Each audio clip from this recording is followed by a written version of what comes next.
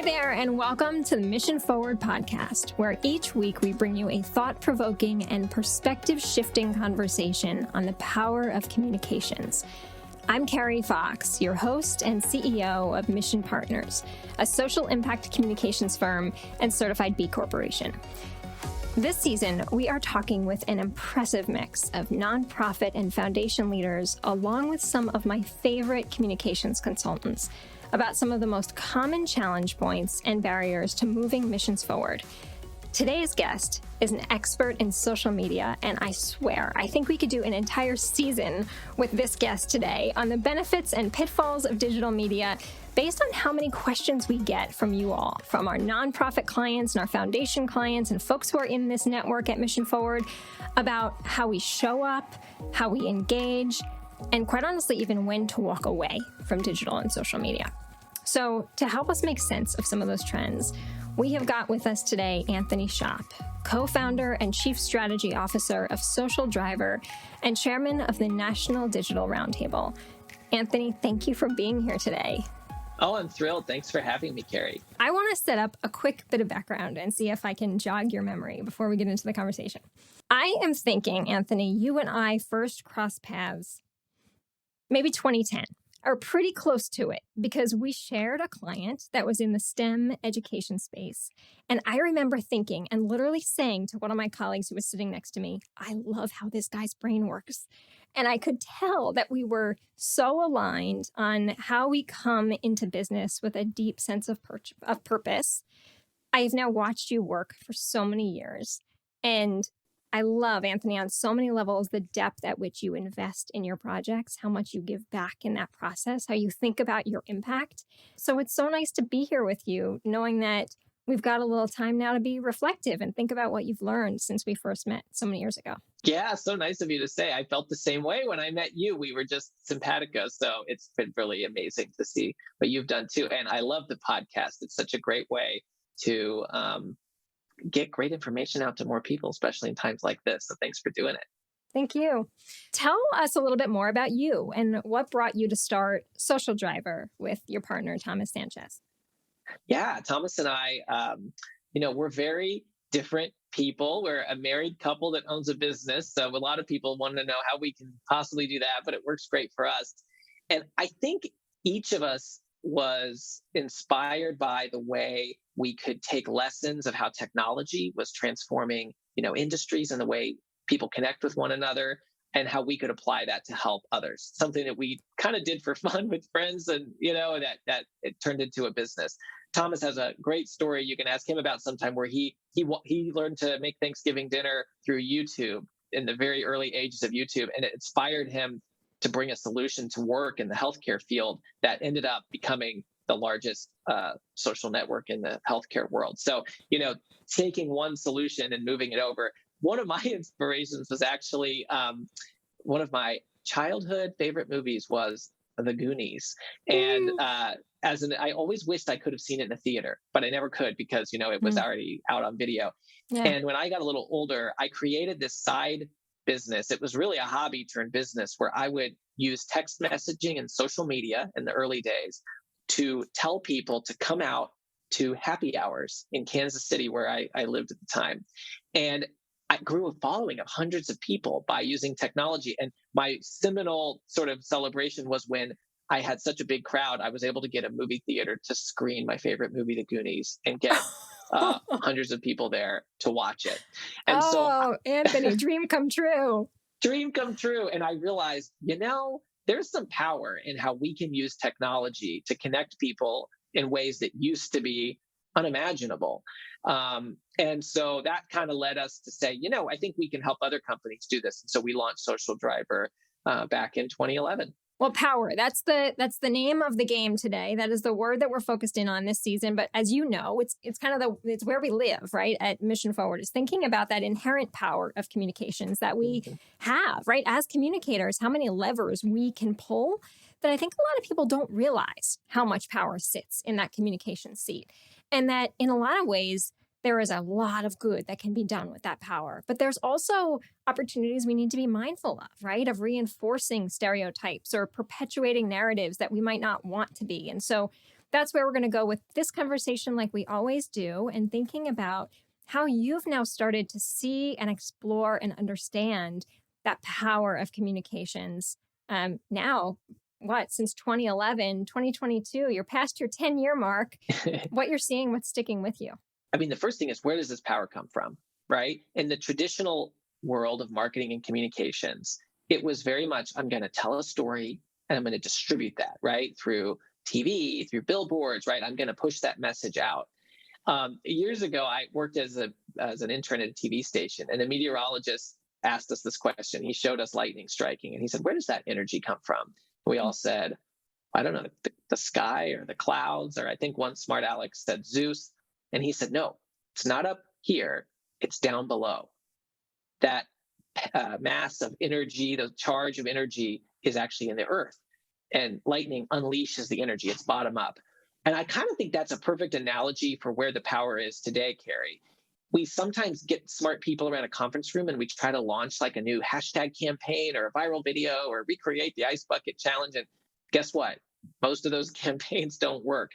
The best kept secret is figuring out how to switch your mindset and ask the question, where is there already energy? What can we do to tap into that energy that's already there and harness it and channel it to unleash that energy? So the first thing we have to do with power is figure out, where is that energy?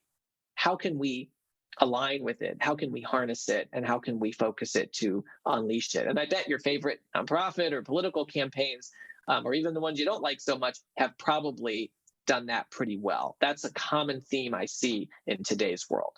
I really love that way of thinking about it, because you're right. We talk about that a lot here around how much power already exists. And I think sometimes folks forget to see it, right? It's that hidden in plain sight concept. So if you all think about what you've done over the last 10 years, you've been working hand in hand, side by side with so many nonprofits and foundations who have been trying to move these messages forward. What has stuck with you about that approach? Because you all have a really powerful approach. And maybe I'll tee you up here to talk a little bit about that digital strategy approach you take. Clearly, it's working, because if I look at the impact you're having, it's pretty remarkable.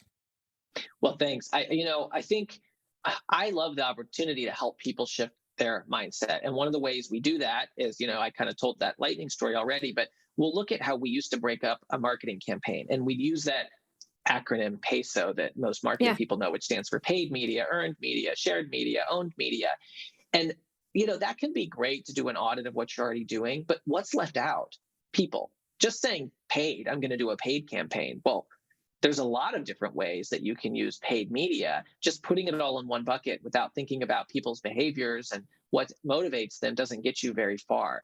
So what we've come up with is this approach we call the 3 dimensions of digital strategy. And rather than organize by channel, we want to put people at the center. And we want to ask, there's 3 categories we look at. The first is, how do we get people's attention in this really, busy, dynamic world? So that's anything that we do from the brand out to people. It could be targeted ads, but it could be building an email list of your 50 most important people at the nonprofit and doing a mail merge from a real person so that they actually open it instead of letting it go to their promotions tab and, unsubscribing or never clicking on it, right? Yeah. So we have to figure out, what can we do to cut through the noise? And there's some simple things we can do to do that.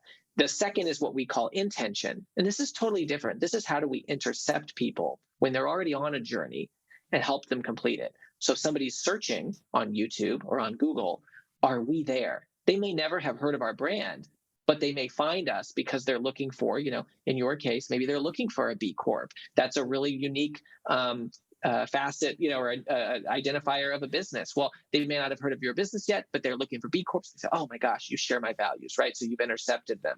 And then the third is what we call mention. Mention is the idea that sometimes it's better for other people to talk about us than for us to talk about ourselves. So what can we do to unleash that energy of our customers or our donors or our partners so that they're telling the story? And I think there's some really amazing examples of how nonprofits and foundations in particular are shifting their mindset to do this, to put people at the center of their strategy and break it into those 3 dimensions. Yeah, that's really digestible and makes a lot of sense to think about it along that trajectory. Are you familiar with the name Antoinette Carroll at Creative Reaction Lab? No, I'm not. She is such an incredible inspiration and has been to me. So I feel like I've learned so much from her over the last several years. But she has this process where she asks questions about where the power sits. And she does it through a very specific design lens. But I think it's really appropriate across a lot of different communications functions. But she asks the question, who holds the pen in the organization? Literally, who is writing the strategy, right? And thinking about that when that strategy is written, it's often written from a certain perspective, from certain experiences that the person or the team that's writing it has a certain perspective coming into the work, right? That's expected in everything we do. But she challenges organizations to think about putting the pen in someone else's hand, the person who doesn't typically hold the pen, and seeing what the outcome might be. And that more times than not, what you're speaking about, that's where the ice bucket challenges show up, because it's almost the unexpected author of the strategy will bring new, fresh ideas, new ways of looking at the same problem. Yeah. Is there anything that you all have found that you've changed about your strategy in terms of how you think about the teams that you work on? You know, how you create a team or how you work with a nonprofit? Is there anything that you've changed or that you clearly are seeing is working and so you've continued to do it? Well, I love what you just shared about, who holds the pen and putting it in someone else's hands, because I just want to mention that I've seen some really good examples. We helped to create GED Grad Day, which is a virtual celebration for people who get their GEDs. They usually don't have the same type of milestones in their journey as somebody who might have completed a traditional high school diploma. And part of what that day was about was moving that power to thousands and thousands of not only GED grads, but also the adult educators who were, alongside them, and to giving them permission, honestly, to talk about something that many of them were a little bit sheepish to talk about, because if you got your GED, sometimes people don't really feel confident in that. And we saw that was a major mindset shift for the organization to do that.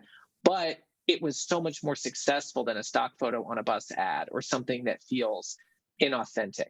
So I think there's lots of examples of that I can think of, but that's one in particular that I really liked, that I found inspirational. And just seeing somebody say, hey, a comment on social media saying, I used to be afraid to tell people I got my GED, and now I realize it's worth the blood, sweat, and tears, and don't give up. And that's going to always be so much more motivational for someone else who is in that same person's shoes from before than a corporate message that comes from a brand.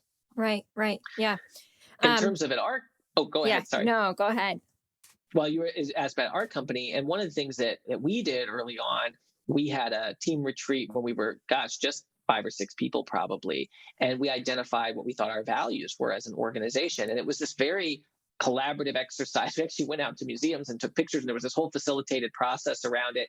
And then we ended up summarizing it down and coming up with 5, and I won't say all of them are on our website, but things like put people before everything else and feel good at the end of the day.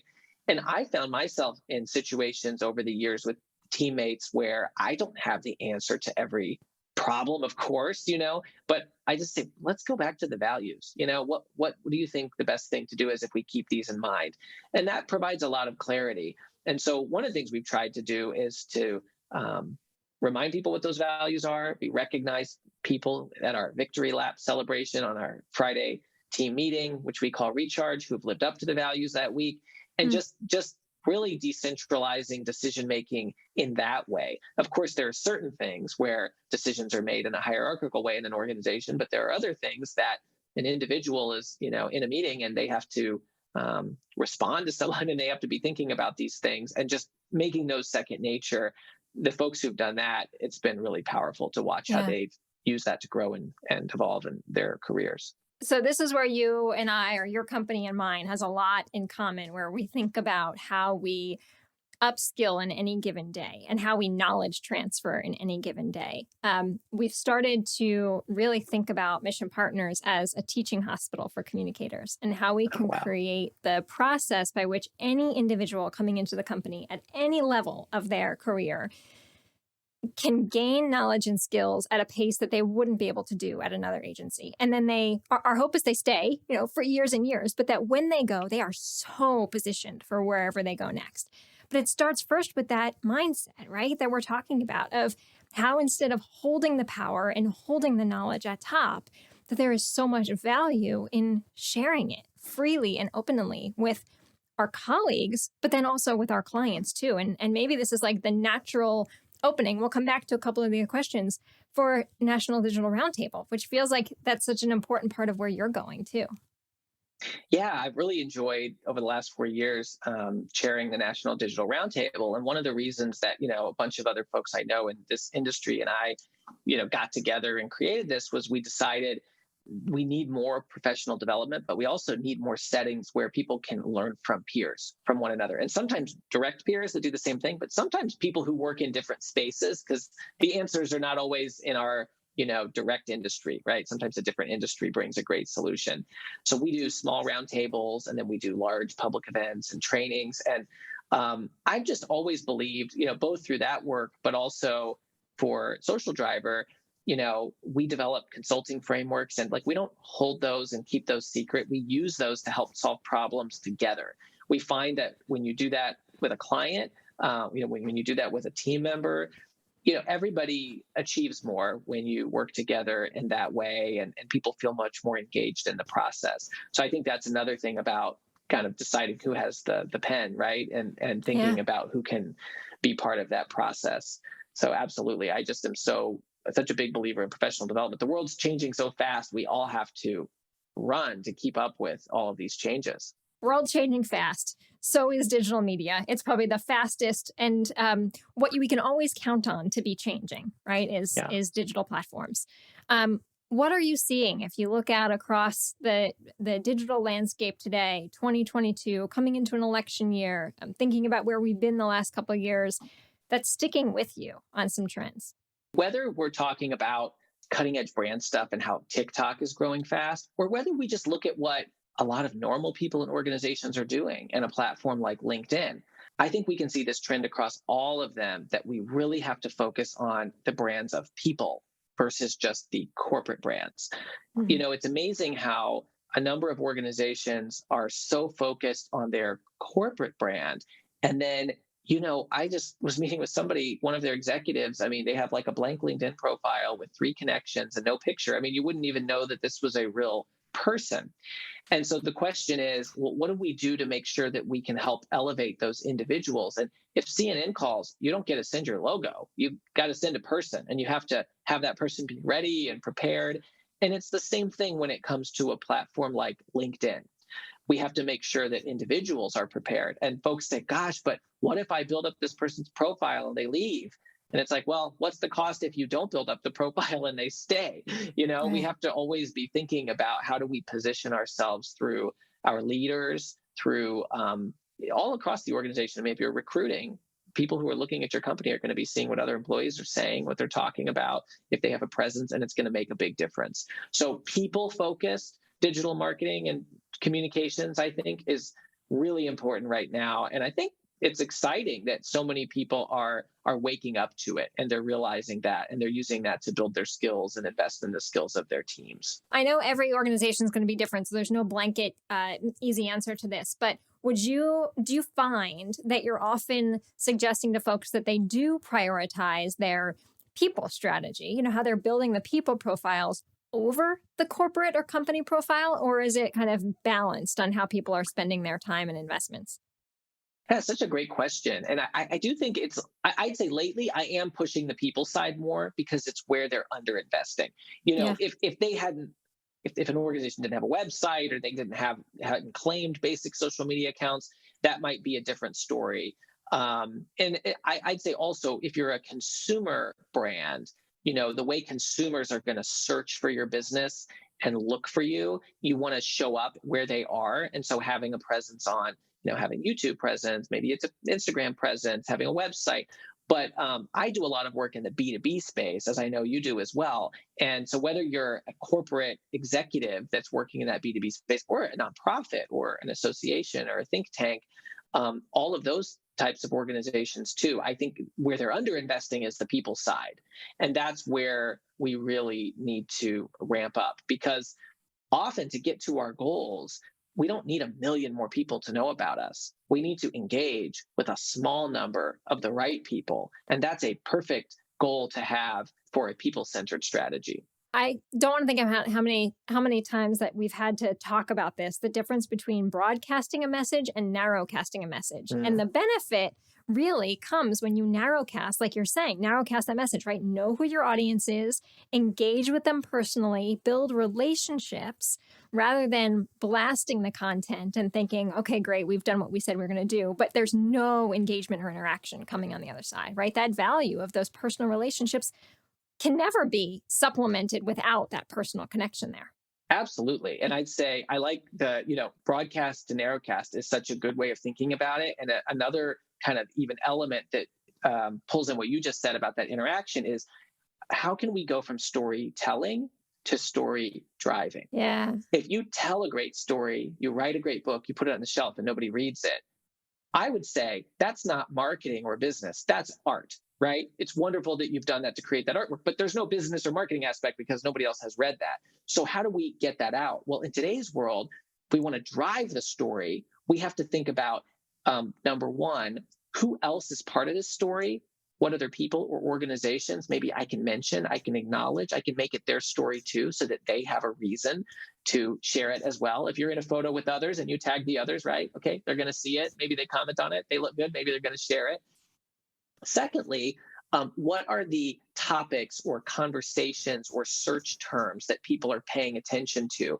And on social media, of course, we use hashtags as kind of the mechanism to categorize content in that way. But if you're telling a story and it's during the I don't know if I'm allowed to say the big football game, and you use the hashtag related to that, that's something where you're going to show up in those conversations when people are searching. So we have to learn the lingo. How do the algorithms work? How does the artificial intelligence work? How do I make sure that I'm doing just some basic things like the right hashtags, the right mentions?